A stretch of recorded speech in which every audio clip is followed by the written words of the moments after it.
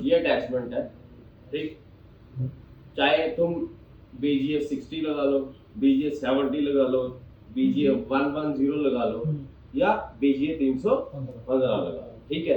तो इसको अटैच करोगे तो इसके साथ ही तुम्हारी प्रोग्रामिंग स्टार्ट, चाहे इधर प्रोग्रामिंग कर लो, चाहे कंप्यूटर से प्रोग्रामिंग कर लो, ठीक है। बैटरी कंप्यूटर, कंप्यूटर में बहुत सारी ऑप्शंस अनलॉक हो जाती हैं। इसमें एक लिमिटेड ऑप्शन हमारे पास, इसमें कौन कौन से मॉडल है? BGA 70, तो ये सपोर्ट करता है 6S plus 7 plus and SC1 and बहुत सारे आईपैड के मॉडल, ठीक है।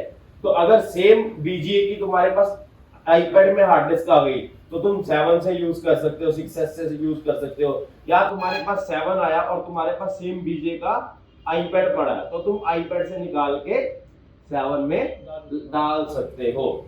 अभी मजे की बात ये है कि देखो SC1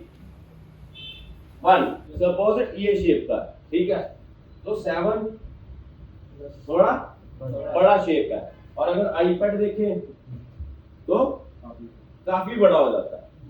सो सबसे पहले क्या होता है? Underline data. क्या underline data? Number 1 is underline data. Underline data is what?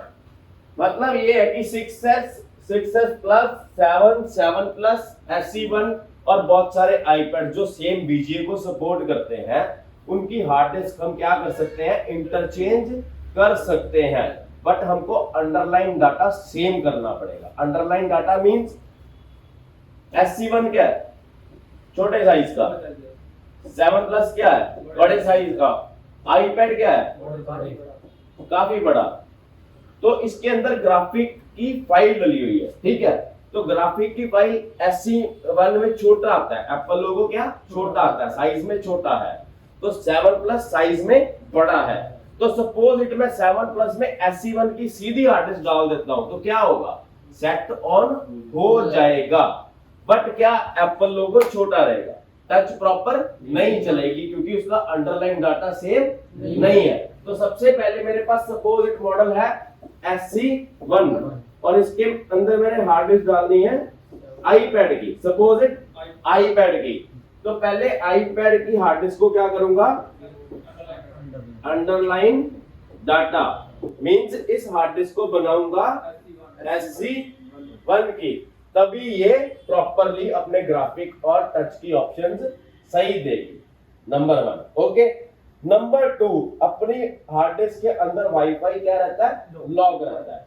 अब मेरे सेट में अंदर suppose it for example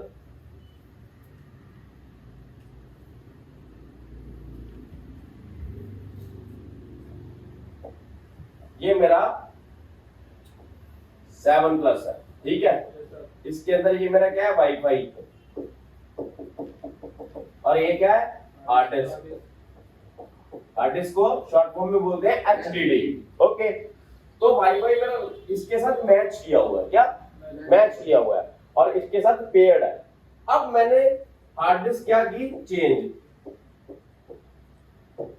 hard disk change की तो उसके साथ वाईफाई मैच नहीं करेगा ना, तो मेरे को नई न्यू हार्ड डिस्क से क्या करना पड़ेगा? न्यू HDD से वाईफाई अनलॉक करना पड़ेगा, ओके, तभी मैं इसमें लगाऊंगा, ठीक है। अब मेरे को एक हार्ड डिस्क है, एक सेट है SC1, ठीक है।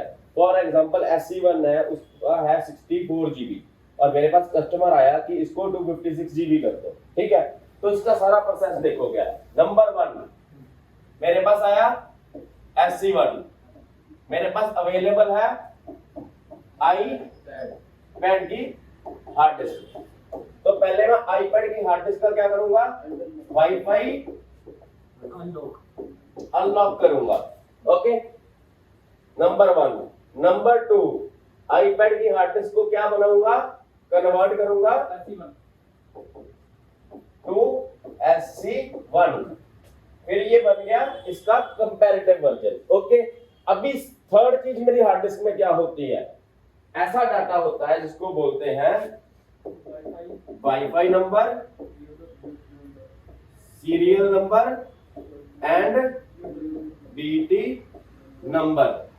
अब suppose it A0 B91 D1 for example, ठीक है, और BT नंबर भी A0 BB93 D2 और सीरियल नंबर K9231B8। तो ये किसके नंबर है? SC1 के नंबर है, ठीक है। तो ये नंबर्स बहुत इंपॉर्टेंट है सेट के लिए, इसके बिना सेट क्या एक्टिवेट नहीं होगा। अब मैंने SC1 की हार्ड डिस्क उतारी तो मैं क्या करूंगा, इन नंबर्स को पहले क्या करूंगा, रीड करूंगा, ठीक, और फिर जो आईपैड की हार्ड डिस्क जिसको मैंने कन्वर्ट किया SC1 में, उसमें क्या करूंगा, राइट करूंगा। Now my hard disk is ready to move in SC1।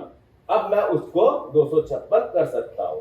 तो ये सारी चीजें हार्ड डिस्क लेता हूं, तुमको लाइव करके दिखा देता हूं।